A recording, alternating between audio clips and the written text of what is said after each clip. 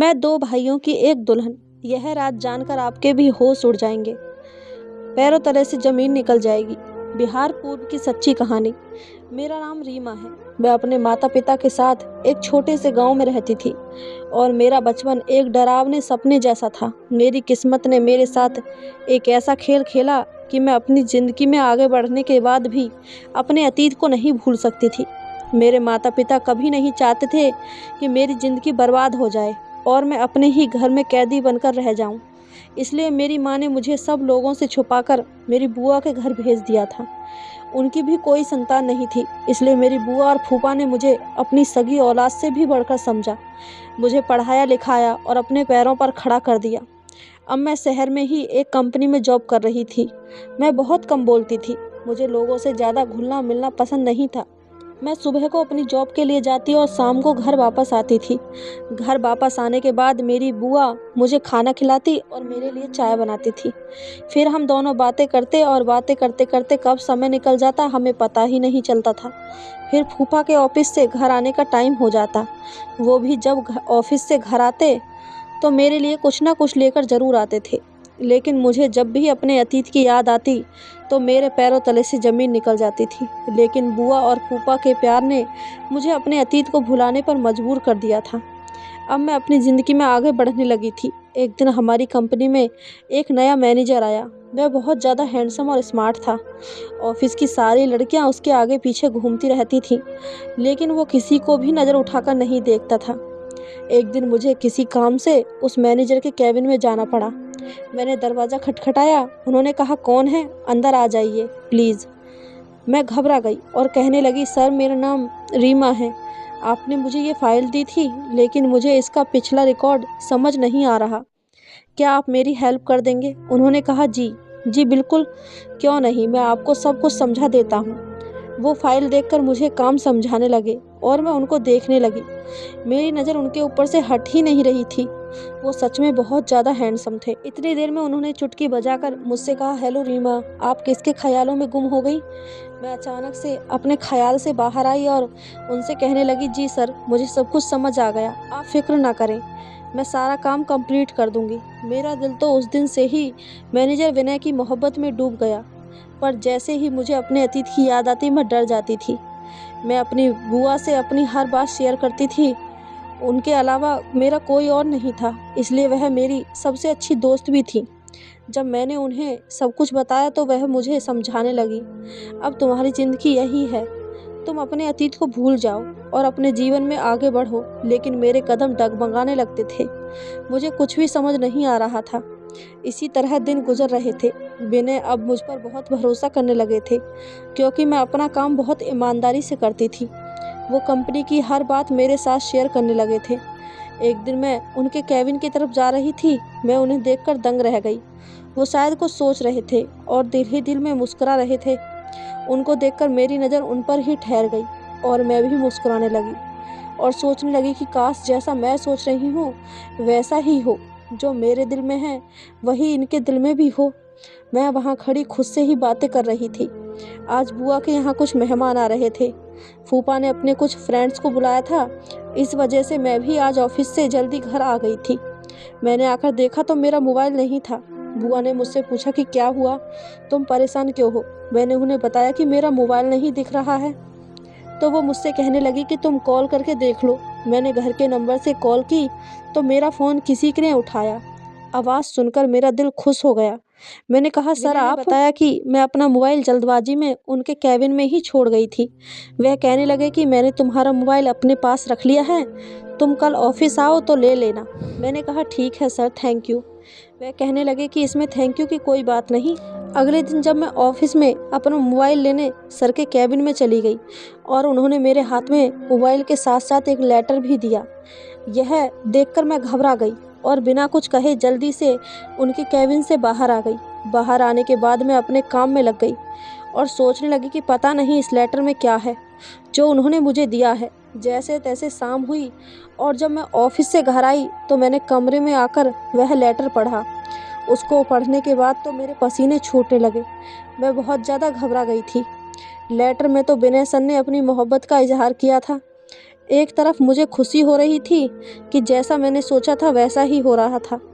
विनय भी मुझे पसंद करते थे और दूसरी तरफ मुझे अपने अतीत का डर भी था। इतनी देर में वहाँ बुआ आ गई। उन्होंने मेरे चेहरे पर परेशानी देख ली। वो मुझसे पूछने लगी, रीमा क्या हुआ? तुम कुछ दिनों से परेशान लग रही हो। मैंने उन्हें बताया कि विनय सर ने मुझे शादी के लिए भी प्रपोज किया है। तो वो हंसने लगी और कहने लगी कि इतनी सी बात है और तुम घबरा क्यों रही हो? मैंने अपनी लड़खड़ाती हुई ज़बान से कहा, आपको तो पता है कि मैं शादी कैसे। उन्होंने मेरी बात बीच में ही काट दी और कहने लगी, भगवान ने तुम्हारी किस्मत खोल दी है। इतने अच्छे लड़के का रिश्ता तुम्हारे पास आया है और तुम इनकार कर रही हो। मैं तुम्हारे फूफा से बात करूंगी, वह ज़रूर इस रिश्ते के लिए मान जाएंगे। यह कहकर वह वहाँ से चली गई। लेकिन मुझे कुछ समझ नहीं आ रहा था। एक तरफ तो मैं खुद इस बात का इंतज़ार कर रही थी कि विनय भी मुझे पसंद करता हो, और अब जब सब कुछ मेरी सोच के अनुसार हो रहा था तो मेरा दिल मानने को तैयार ही नहीं था। कुछ दिनों बाद विनय मेरा हाथ मांगने मेरे घर पर आए। उन्होंने खुद फूफा से हमारी शादी की बात की। कहने लगे कि मैं बहुत शर्मिंदा हूँ कि मुझे खुद अपनी शादी की बात करने के लिए आना पड़ा, लेकिन मैं मजबूर हूँ क्योंकि मेरे माता पिता यहाँ नहीं रहते। बुआ और फूफा को तो विनय इतना पसंद आया कि उन्होंने फ़ौरन शादी के लिए हाँ कर दी। लेकिन मेरे दिल में अभी भी कहीं न कहीं एक दर्द छुपा हुआ था। इस वजह से मैंने शादी के लिए मना कर दिया। लेकिन बुआ और फूफा ने मेरी कोई बात नहीं सुनी और मुझे समझाकर इस रिश्ते के लिए तैयार कर लिया। अब घर में शादी की शहनाई बज रही थी, लेकिन मेरा दिल कांप रहा था। मैं सोच रही थी कि कहीं मेरा अतीत विनय के सामने आ गया तो। खैर, मैं भी शादी की चहल पहल में खो गई और अपनी मोहब्बत को अपनी किस्मत में लिखा देखकर सब कुछ भूल गई। विनय की मोहब्बत ने मेरे अतीत को भुला दिया था। हमारी शादी की तारीख तय हो गई। मेरी और विनय की इस तरह अचानक शादी हो जाएगी मैंने कभी सोचा भी नहीं था। देखते ही देखते मेरी शादी का दिन आ गया और मैं दुल्हन बनकर विनय के साथ उसके घर पर आ गई। यहाँ सब कुछ मेरे सपने जैसा था। इतने बड़े घर की मैं अकेली मालकिन थी। घर की सारी जिम्मेदारियाँ मुझ पर ही थीं। अब मुझे विनय के घर को संभालना था। विनय भी मुझ पर आंख बंद करके भरोसा करते थे। शादी की रात ही मैंने विनय से एक वादा लिया था और विनय ने भी अपनी सच्ची मोहब्बत के साथ ही आखिरी हद तक इस वादे को निभाया। मैं सोच भी नहीं सकती थी कि मेरी ज़िंदगी में एक ऐसा भी मोड़ आएगा कि विनय और मेरी मोहब्बत कमज़ोर पड़ जाएगी। विनय और मैं अपनी ज़िंदगी में बहुत खुश थे। एक रात जब हम खाना खा रहे थे तो विनय ने मुझसे कहा, रीमा, कंपनी की तरफ से मुझे 2 महीने की छुट्टी मिली है। हम कहीं घूमने चलते हैं। बताओ तुम कहाँ जाना पसंद करोगे? यह बात सुनकर मुझे बहुत खुशी हुई थी। मैंने कहा, विनय, आप सच कह रहे हैं? उन्होंने कहा, हाँ बिल्कुल। मैंने कहा, तो ठीक है, फिर हम आपके माता पिता के पास चलते हैं। मैं आज तक उनसे नहीं मिली। ये बात सुनकर विनय बहुत ज़्यादा खुश हुए। कहने लगे कि तुमने तो मेरे दिल जीत लिया। उन्होंने मुझे बताया कि वह गांव में रहते हैं और वह बहुत अच्छे हैं। मुझे पढ़ने लिखने का बहुत शौक़ था, इसलिए उन्होंने बचपन में ही मुझे पढ़ने के लिए शहर भेज दिया था। मुझे भी बहुत समय हो गया उनसे मिले हुए, लेकिन मेरी उनसे फ़ोन पर बात होती रहती है। हमारी शादी के बारे में भी मैंने उन्हें फ़ोन पर ही बताया था और वो सुनकर बहुत खुश हुए और अब वो हम दोनों को देखकर बहुत खुश हो जाएंगे। मैंने पैकिंग करनी शुरू कर दी। विनय ने ट्रेन के टिकट करा लिए। अगले दिन जब मैं उठी तो किसी ने दरवाज़ा खटखटाया। मैंने जाकर दरवाज़ा खोला तो बाहर एक आदमी खड़ा था। उसने मुझसे कहा कि ये टिकट हैं, विनय ने भेजी हैं। मैंने उससे टिकट ली और अंदर आ गई। जब मैंने वो टिकट देखी तो मेरी आंखें फटी की फटी रह गई। मैं बहुत ज़्यादा घबराने लगी। इतनी देर में विनय आ गए और वो मुझे देखकर बोले कि रीमा, कहाँ गुम हो गई? सब ठीक तो है? मैंने उनसे कहा, जी हाँ, सब कुछ ठीक है। मैं अपने चेहरे से पसीना साफ करते हुए उनसे बोली, विनय, हम कुछ दिनों के बाद चल सकते हैं? अभी मेरी तबीयत कुछ ठीक नहीं लग रही। विनय मेरे लिए परेशान हो गए और मुझसे कहने लगे कि चलो हम डॉक्टर के पास चलते हैं। मैंने कहा कि नहीं, बस थोड़ी सी थकान महसूस हो रही है, आराम करूँगी तो ठीक हो जाऊँगी। विनय ने मेरे लिए चाय बनाई और मुझे दवाई दी। मैं अपने कमरे में जाकर आराम करने लगी। मैं सोच में पड़ गई थी। मेरे दिमाग में हजारों सवाल चल रहे थे। मैंने बुआ का नंबर लगाया तो बुआ का नंबर भी नहीं लग रहा था। अब मैं सोच रही थी कि मैं विनय को कैसे मना करूंगी। आखिर मैंने ही उससे कहा था कि हम तुम्हारे माता पिता से मिलने चलते हैं। फिर मैंने सोचा कि हो सकता है जैसा मैं सोच रही हूँ वैसा कुछ भी नहीं हो, ये सब मेरा वहम हो। मैंने जाने के लिए पैकिंग शुरू कर दी। विनय बहुत ज़्यादा खुश थे, लेकिन मेरा दिल पूरे रास्ते परेशान रहा। कुछ समय नहीं आ रहा था कि मैं विनय को कैसे बताऊं। ट्रेन का ये सफ़र मुझे किसी मंजिल तक ले जाएगा। मुझे नहीं पता था, मैं नहीं जानती थी अब ये सफ़र कहाँ ख़त्म होगा। जैसे ही ट्रेन रुकी और हम ट्रेन से उतरे, मेरी आंखों के सामने अंधेरा छा गया और मुझे चक्कर आने लगे। विनय ने मुझे संभाला और वहीं स्टेशन पर बैठा दिया। उसने मुझे जूस पिलाकर कहने लगे, तुम्हारी वाकई तबीयत ठीक नहीं है। मुझे तुम्हारी बात मान लेनी चाहिए थी और कुछ दिन रुक जाना चाहिए था, लेकिन फिर मुझे छुट्टी नहीं मिल पाती। मैंने कहा, ऐसी कोई बात नहीं है, मैं ठीक हूँ। मैंने बहुत मुश्किल से खुद को समझाया और मैं विनय स्टेशन से गांव की तरफ चले। मेरा दिल जोर जोर से धड़क रहा था, मानो जैसे मेरे कदम आगे बढ़ने को तैयार ही नहीं हो। जैसे जैसे हम विनय के घर की तरफ जा रहे थे, मेरा दिल बहुत बेचैन हो रहा था। हम जैसे ही उसके घर के दरवाजे पर पहुँचे, डर की वजह से मेरे पसीने छूटने लगे। पता नहीं मेरी किस्मत मेरे साथ क्या खेल खेल रही थी, मुझे कुछ समझ नहीं आ रहा था। जैसे ही घर का दरवाज़ा खुला, मेरे रोंगटे खड़े हो गए। अंदर एक बूढ़ा आदमी था, वो विनय के पिता थे। मैंने जल्दी से अपना चेहरा कवर कर लिया और खांसने का नाटक करने लगी। विनय ने मुझसे पूछा कि क्या हुआ। मैंने कहा कि कुछ नहीं, असल में मुझे बचपन से ही धूल मिट्टी से एलर्जी है और यहाँ गांव में धूल मिट्टी बहुत ज़्यादा है, इसलिए मुझे यहाँ अपना फेस कवर करके रखना पड़ेगा। विनय बोले, चलो ठीक है, अंदर आओ। विनय अपने पिता से मिलकर बहुत खुश थे। उन्होंने उसे गले लगा लिया और प्यार करने लगे। अंदर एक बूढ़ी औरत थी जो कि विनय की माँ थी। उनको देखकर भी मैं दंग रह गई। मैंने अपना फेस अच्छी तरह से ढक लिया और विनय ने सबको मेरी एलर्जी के बारे में बता दिया। विनय की बहन मुझे घूर घूर कर देख रही थी और मुझसे अजीब तरीके से कहने लगी कि लगता है भाभी तो बहुत ज़्यादा खूबसूरत हैं, इसी वजह से वो हमें अपना चेहरा नहीं दिखाना चाहती। इस बात पर सब लोग हंसने लगे। फिर वो कहने लगे कि मैं तो मजाक कर रही थी। फिर हम सब लोगों ने मिलकर साथ में खाना खाया। विनय भी सालों बाद अपने घर वालों से मिलकर बहुत खुश हो रहे थे, लेकिन मैं घबराई और सहमी हुई बैठी थी। खाने की टेबल पर सब लोग हंसी मजाक कर रहे थे। इतने में ही विनय ने पूछा कि रवि कहाँ है। जब से मैं आया हूँ वो मुझे नज़र ही नहीं आ रहा। ये सुनकर मुझे सदमा लगा और मेरे हाथ से खाने की प्लेट छूटकर गिर गई। मुझे देखते ही विनय की बहन बोली, लगता है भाभी अपने देवर का नाम सुनकर चौंक गई। विनय की माँ कहने लगी कि बस भी करो रिया, जब से तुम्हारी भाभी आई है तुम तो उसके पीछे ही पड़ गई हो। वो कहने लगी कि माँ मैं तो सिर्फ मजाक कर रही थी। विनय के पिता ने बताया कि रवि कुछ काम से गांव के बाहर गया हुआ है, उसकी भी शादी हो गई है, कुछ दिन में वो वापस आ जाएगा। अपनी पत्नी को भी साथ में लेकर गया है ताकि उसकी भी थोड़ी सैर हो जाएगी। खाना खाने के बाद मैं अपने कमरे में आ गई और अपने चेहरे से अपना मास्क हटा दिया। अपने आप को मैं आईने में देखने लगी। मेरे दिमाग में बहुत सारे सवाल आ रहे थे। मेरे अंदर अजीब सी बेचैनी हो रही थी। इतनी देर में किसी ने दरवाज़ा खटखटाया। मैंने जल्दी से अपना मास्क लगा लिया। दरवाजे पर विनय थे। वो मुझे अपने घर वालों के बारे में बताने लगे। अपने घर वालों से मिलकर वो मुझे बहुत खुश लग रहे थे। पता नहीं मेरी किस्मत में आगे क्या लिखा था। मैं उनको कुछ भी नहीं कह सकती थी क्योंकि मैं विनय को खोने से डरती थी। मैं सोच रही थी कि विनय सब जानने के बाद कहीं मुझे छोड़ न दे। मैं ज़्यादातर अपने कमरे में ही रहती थी और सबको खांस कर दिखाती थी ताकि कोई मेरा चेहरा देखने की जिद ना करे। रवि भी आज वापस आने वाला था। यही सोच सोचकर मेरा दिल घबरा रहा था। मैं सदमे में थी। मैं अपने डरावने अतीत के बारे में सोच रही थी। मैं दिल ही दिल में उलझन में पड़ रही थी। लेकिन जब से मैं इस घर में आई थी मुझे मेरी ननद का बर्ताव बहुत अजीब लग रहा था। वो हमेशा ही मुझसे कुछ ना कुछ कहती रहती थी और फिर मजाक का बहाना बना लेती। जब रवि के आने का समय हुआ तो मैं बुखार का बहाना बनाकर अपने कमरे में कंबल ओढ़कर लेट गई। सब लोग बहुत खुश थे। रवि और उसकी पत्नी घर आ गए थे। वो सबसे मिले। विनय ने उसे मेरे बारे में बताया। वो और उसकी पत्नी मेरे कमरे में आए, लेकिन मैं कंबल ओढ़कर लेटी रही और सोने का नाटक करने लगी। विनय ने कहा, इसकी तबीयत बहुत ज़्यादा ख़राब है, कल ही मैं इसे डॉक्टर के पास लेकर जाऊंगा।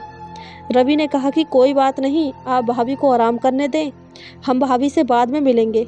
मैं जैसे तैसे अपने चेहरे पर मास्क लगाकर यहाँ रह रही थी, लेकिन रवि के सामने आने से मुझे डर लगता था। जब वह घर में नहीं होता था तो मैं अपना फेस कवर करके सब घर वालों के साथ रहती थी, लेकिन उसके आने से पहले ही मैं अपने कमरे में चली जाती। एक रोज़ मैं अपने कमरे में बैठी अपनी ज़िंदगी की खतरनाक अतीत के बारे में सोच रही थी, और दूसरी तरफ मैं सोच रही थी कि रवि की बीवी कितनी खूबसूरत है और आदत की भी बहुत अच्छी है। अचानक मेरी ननद मेरे कमरे में आ गई। मैंने जल्दी से अपना चेहरा छुपाया और खांसने लगी। वो कहने लगी कि आपको डर है कि रवि भाई की पत्नी आपसे ज़्यादा खूबसूरत है, इसलिए शायद आप अपना चेहरा नहीं दिखाती।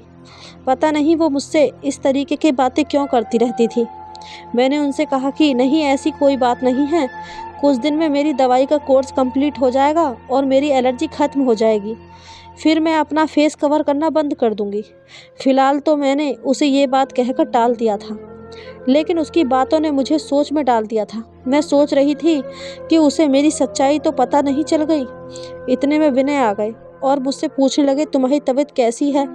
मैंने कहा कि अब तो ठीक है, बस कुछ दिन की बात है, फिर मेरी एलर्जी ठीक हो जाएगी। वो मुझसे बहुत ज़्यादा मोहब्बत करते थे, इसलिए मेरी हर बात आंख बंद करके मान लेते थे। एक दिन विनय मुझसे कहने लगे, रवि मुझसे शिकायत कर रहा था, कह रहा था तुम बहुत अजीब हो, अपनी पत्नी को अपने भाई से अभी तक नहीं मिलवाया। उनकी ये बात सुनकर तो मैं और ज़्यादा डरने लगी थी। मैंने बुआ का नंबर लगाया, लेकिन उनका नंबर नहीं लग रहा था और मैं बहुत ज़्यादा परेशान थी। मेरे अतीत का यूँ अचानक मेरे सामने आ जाना किस्मत का कौन सा खेल था, मेरी समझ में नहीं आ रहा था। मैं घर वालों से भी छुप कर रह रही थी और रवि के सामने आने का सोचकर तो मैं भाग जाती थी। मेरा दिल ज़ोर से धड़कने लगता था। अब क्या होगा मैं नहीं जानती थी। पता नहीं किस्मत ने क्यों मुझे फिर यहाँ लाकर इस घर में खड़ा कर दिया था। और दूसरी तरफ मेरी ननद रिया मेरे पीछे ही पड़ गई थी, मुझसे अजीबोगरीब सवाल करती रहती। वो मेरी सच्चाई सबके सामने लाना चाहती थी या फिर मेरे बारे में सब कुछ जानती थी, इसलिए जानबूझकर वो मुझे परेशान करती थी। एक दिन रवि ने मेरा दरवाज़ा खटखटाया, मुझसे कहने लगा कि भाभी मैं अंदर आ जाऊं। मैं एकदम घबरा गई और सोचने लगी कि पता नहीं अब मेरे साथ क्या होने वाला है। मुझे पसीना आने लगा। मैं जल्दी से पीछे के दरवाजे से बाहर आ गई। मैंने विनय से फ़ोन करके कह दिया, मैं डॉक्टर के पास आई हूँ। आज तो जैसे तैसे मैंने खुद को बचा लिया था। अब मुझे कैसे भी करके इस घर से दूर जाना था। ऐसा लग रहा था जैसे मेरा अतीत मेरे आने वाली ज़िंदगी का हिस्सा बनने वाला है। अब मैं गुमसुम और चुपचाप रहने लगी थी। मैं विनय से कहती थी कि प्लीज़ यहाँ से वापस चलें, यहाँ मेरा दम घुटने लगा है, यहाँ मेरी तबीयत ठीक नहीं रहती, यहाँ पर मुझे बहुत ज़्यादा बेचैनी होती है, मेरा दिल नहीं लगता। पर मैं बहुत ज़्यादा परेशान थी। विनय यह देखकर घबरा गए। सालों बाद कैसे मैं अपने होश खो बैठी थी। मैं बहुत मुश्किल से अपने आप को संभाल रखी थी। एक दिन अचानक ही मेरे सामने रवि आ गया। वह मुझे देखते ही घूरने लगा, लेकिन मैंने अपने फेस कवर कर रखा था। कुछ देर तक तो वो मुझे ऐसे ही देखता रहा। फिर उसने मेरी तबीयत के बारे में पूछा। मैंने बस हाँ में सर हिला दिया तो वो भी वहाँ से बिना कुछ कहे चला गया। मैंने जल्दी से अपना सामान पैक किया और विनय को बिना कुछ बताए वहाँ से जाने लगी। जैसे ही मैं दरवाजे पर पहुँची तो मेरी ननद ने मेरा हाथ पकड़कर मुझे घर के अंदर ले लिया। मैं नज़रें झुकाए खड़ी थी। घर के बाकी लोग भी वहीं पर थे।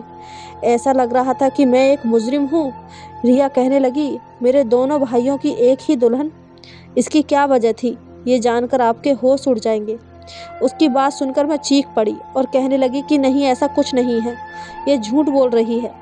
विनय ने मेरे मुंह पर थप्पड़ मारा।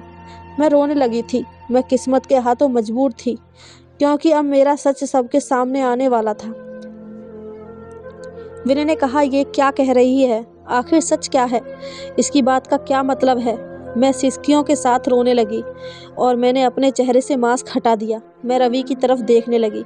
मैं सोच रही थी कि रवि मेरी सफाई में सबको सच बताएगा, लेकिन उसकी झुकी नज़र देखकर मैं समझ गई थी, क्योंकि उसका झुका सर और उसकी झुकी नज़रें इस बात को बयां कर रही थी कि मेरा ही कसूर है। मैंने विनय से कहा कि मैं इन सब की अकेली जिम्मेदार नहीं हूँ, ये लोग भी मेरे अतीत में जो कुछ हुआ है उसके जिम्मेदार हैं। वो कहने लगा कि तुम्हारा क्या मतलब है? ये सब क्या कह रही हो? आखिर ये सब कुछ चल क्या रहा है? कोई मुझे सच बताएगा। वो एकदम से गुस्से में चीख पड़ा। मैं ज़ोर ज़ोर से रोने लगी और सबके आगे हाथ जोड़कर कहने लगी कि प्लीज़ आप मेरी शादी को बचा लो। मेरी गलती सिर्फ इतनी सी है कि मैंने अपने अतीत को भूलकर आगे की ज़िंदगी में कदम रखा और विनय से शादी कर ली। मुझे रोता बिलखता हुआ देखकर मेरी सास को मेरे ऊपर तरस आ गया और वो मेरे पास आई और मुझे गले लगाकर दिलासा देने लगी और विनय को मेरी सास सारा सच बताने लगी और कहने लगी कि ये लड़की सच कह रही है। सालों पहले जब हमने तुम्हें शहर भेज दिया था, इस गांव में एक अजीब सा दस्तूर था। माता पिता अपने बच्चों की बचपन में ही शादियां कर देते थे। खास करके लड़कियों के माता पिता अपने सिर से बोझ को कम करने के लिए अपनी बेटी की शादी बचपन में ही कर देते थे। इस लड़की की और रवि की बचपन में ही शादी कर दी गई थी, लेकिन जब बच्चे जवान होते थे तो वो इस बचपन की शादी को मानने से इनकार कर दिया करते थे। अगर उनके माता पिता उनसे जोर जबरदस्ती करते तो वो तंग आकर घर छोड़कर चले जाते थे या फिर अपनी पत्नी को तलाक दे देते थे। वो बताने लगी कि इस तरह रवि और रीमा के साथ भी किस्मत ने यही खेल खेला। इनका भी बचपन बर्बाद हो गया, लेकिन रवि ने घर से भागकर अपनी पसंद की लड़की से शादी कर ली और ये बेचारी किस्मत की मारी रवि का इंतजार करती रही। गांव वालों ने इसको ताने दे देकर इसका जीना हराम कर रखा था। यहाँ तक कि इसके खुद के घर वालों ने और रिश्तेदारों ने भी इसका साथ नहीं दिया और ये यहाँ हमारे घर आ गई।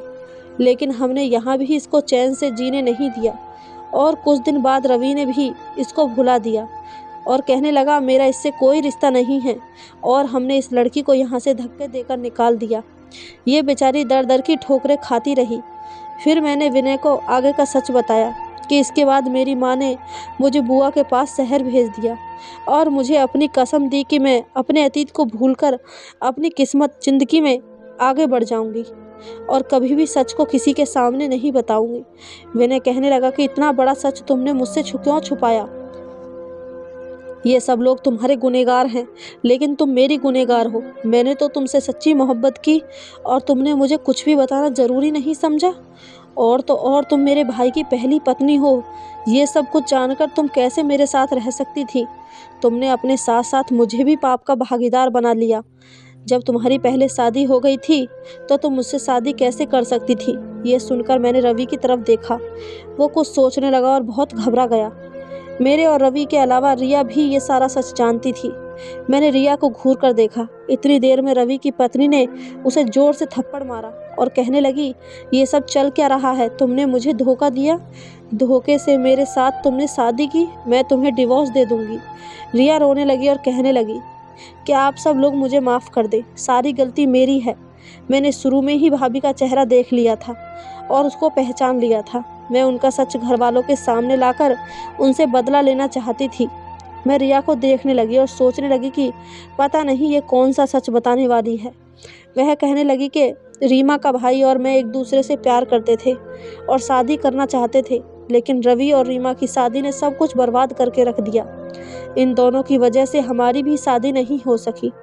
उसी समय मैंने सोच लिया था कि मैं इससे बदला लेकर रहूँगी। जब मैंने पहली बार इसे देखा तो मेरे दिल में सालों पुरानी नफरत जाग गई और मैंने सोच लिया कि मैं इससे अपना बदला लेकर रहूँगी, लेकिन मेरी एक गलती से बहुत लोगों की ज़िंदगी बर्बाद हो जाएगी। प्लीज़ आप सब लोग मुझे माफ़ कर दें। वो रवि पर चिल्लाने लगी और उसे कहने लगी, रवि सच बताओ, नहीं तो तुम्हारे और विनय के साथ साथ इन दोनों मासूम लड़कियों की ज़िंदगी बर्बाद हो जाएगी। अगर तुमने आज सबको सच नहीं बताया तो सब कुछ बर्बाद हो जाएगा। मेरी नज़र रवि पर जमी हुई थी। उसके माता पिता भी बहुत ज़्यादा शर्मिंदा थे। रवि की पत्नी भी उसको पकड़कर झंझोर रही थी। इतनी देर में मैं चक्कर खाकर ज़मीन पर गिर गई और बेहोश हो गई। कुछ देर बाद मुझे होश आया तो मुझे डॉक्टर की आवाज़ आई। वो सबको बता रही थी कि आप सभी इनका बहुत ज़्यादा ख्याल रखें, ये प्रेग्नेंट है। मेरी आँख खुल गई और ये सुनकर तो मेरी हालत ज़्यादा ख़राब होने लगी। रिया और विनय भी माँ मुझे संभालने लगे। विनय भी अपना सर पकड़कर बैठ गए। ऐसा लग रहा था जैसे कयामत टूट पड़ी हो। एक ही लड़की दो भाइयों की पत्नी कैसे हो सकती है? विनय मेरे आगे हाथ जोड़कर कहने लगे कि प्लीज़ मुझे बताओ आगे का सच क्या है। तभी रिया कहने लगी कि विनय भाई रवि गुनहगार है, इसने ही इनके साथ में ये सब कुछ किया है। और अब ये चुपचाप खड़ा है। विनय ने गुस्से में रवि को जोर से थप्पड़ मारा। रवि ज़मीन पर गिर गया और विनय के पैर पकड़कर माफ़ी मांगने लगा और कहने लगा कि मैं ही रीमा का गुनहगार हूँ। उसने बताया कि सालों पहले जब मैंने अपनी दूसरी शादी करने का सोचा था, उसी समय मैंने इसको डिवोर्स पेपर भिजवा दिए थे। अब ये मेरी पत्नी नहीं है, यह आपकी पत्नी है और ये बच्चा भी आपका ही है। बस किस्मत ने हमारे साथ ये खेल खेला है। रवि ने मुझे और विनय को इस पाप से बचा लिया। रवि ने मुझसे भी मेरे पैर पकड़कर माफ़ी मांगी और उसके माता पिता ने भी अपनी गलती का एहसास करके मुझसे माफ़ी मांगी। मैं बराबर रो रही थी। विनय के दिल में मेरे लिए मोहब्बत जाग गई थी। वो भी जान चुका था कि इस समय मेरी कोई गलती नहीं थी। मैंने तो सिर्फ अपनी माँ की कसम की खातिर सब कुछ छिपाया था। मेरा और रवि के बीच में अब कोई भी रिश्ता बाकी नहीं रहा था। सालों पहले ही मेरा और रवि का डिवोर्स हो चुका था। मैंने भी सबको माफ़ करके अपना दिल साफ कर लिया। रवि ने अपनी पत्नी से भी माफ़ी मांगी और उसने भी उसे माफ़ कर दिया। अब हम सब अपनी ज़िंदगी में बहुत ज़्यादा खुश थे। कुछ महीनों बाद ही हम सब लोग शहर आ गए। अब हम सब लोग हंसी खुशी रहने लगे थे।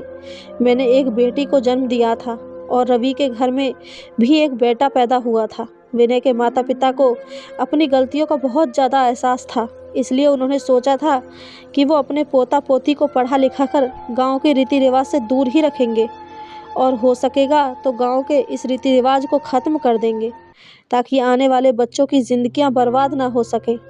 और ऐसा ही हुआ। विनय ने अपने गांव जाकर सबको बहुत समझाया और इस रिवाज को ख़त्म कर दिया और आने वाली नस्लों की ज़िंदगी को तबाह होने से बचा लिया। गांव वालों की सोच बदलकर उनको अपने बच्चों की पढ़ाई लिखाई पर ध्यान देने को कहा। जब हमारे बच्चे बड़े हो गए तो हमने अपने बेटे और बेटी को विदेश में पढ़ने के लिए भेज दिया। पुराने और दख्यानुसी रीति रिवाज इंसान की ज़िंदगी को बर्बाद करके रख देते हैं। हम अपना अतीत कितना भी भुलाना चाहें, एक दिन वो हमारे सामने आ ही जाता है, लेकिन किस्मत का लिखा कोई नहीं बदल सकता। तो इस कहानी के बारे में आपकी क्या राय है, हमें कमेंट करके ज़रूर बताएं। कहानी अच्छी लगी हो तो चैनल को सब्सक्राइब, वीडियो को एक लाइक ज़रूर करें। धन्यवाद दोस्तों।